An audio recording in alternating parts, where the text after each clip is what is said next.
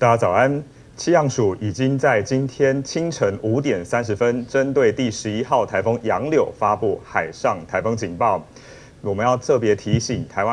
在巴士海峡以及台湾东南部海面航行及作业船只，应该要严加戒备。另外，这个台风预计明天会直接影响到台湾，为台湾带来强风以及豪雨，提醒大家要趁今天做好所有的防台准备工作。我们从今天早上8点左右的卫星资料可以看到，台风目前已经来到台东的东南东方大概730公里左右的位置上，目前是一个中度台风，气级风暴风半径120公里。我们预计台风在未来逐渐朝西北西方向前进，接近台湾过程当中，它的强度有持续增强，暴风半径也有持续扩大的趋势。目前的警戒区域包括了台湾东南部的海面以及巴士海峡，但随着台风逐渐的往西移动，我们也不排除其他的海域，甚至在今天下半天，我们有机会发布陆上台风警报，提醒大家要特别注意。而浪的部分，从今天晚上开始到明天也会显著的增强。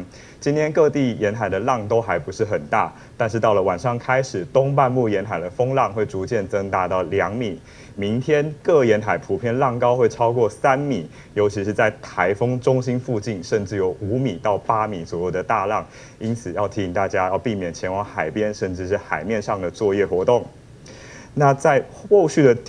台风路径部分的话，我们可以看到，从浅势预测图上可以看到，台风在逐渐往西北西方向的过程当中，预计会是在明天的白天这一段时间，它会逐渐的通过台湾上空，到了明天的晚间进入台湾海峡。因此，明天将会是这个台风为台湾带来比较大的风以及比较大的雨的一天。那由目前的预报资料上面，我们可以看到，以风的部分的话，我们从风的趋势图上面来看哦。那风的趋势图上，黄色的区域的话，其实就代表阵风可能有来到8级以上到9级的部分哦。那可以看到，今天白天在台湾附近的话，各地的风，沿海的风都是比较小的，是比较风平浪静的一天。但是从今天晚上开始到明天的清晨，随着台风逐渐的靠近，我们可以看到在东半部的外海，逐渐开始会有8级到9级的阵风出现，沿海的风势呢也会逐渐的增强。那当然到了明天白天，台风整个通过台湾上空，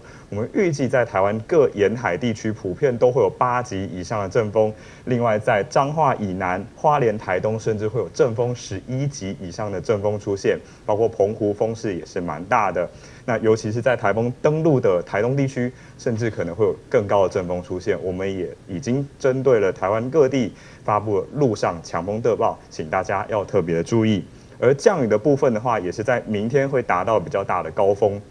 今天各地的天气大致上还是比较晴朗、比较稳定的。西半部呢，跟山区会有些午后的雷阵雨。从今天深夜开始，台风外围环流的水汽逐渐移入了基隆北岸、宜兰这边，会开始有些阵雨出现。不过最大的降雨预计会发生在明天台风通过的时候，包括东半部地区、嘉义以南跟澎湖，可能都会有大雨甚至豪雨以上的降雨出现。其中包括花东地区、南部山区可能会有豪雨等级以上的降雨。其他地方雨势相对来说没那么大，不过在山区也可能会有局部性的大雨出现了。那这个台风它移动速度很快，预计主要的影响是在礼拜3到礼拜4之后逐渐的远离。除了清晨的时候金门可能风雨还比较大之外，到白天开始各地的风雨都有明显趋缓的趋势。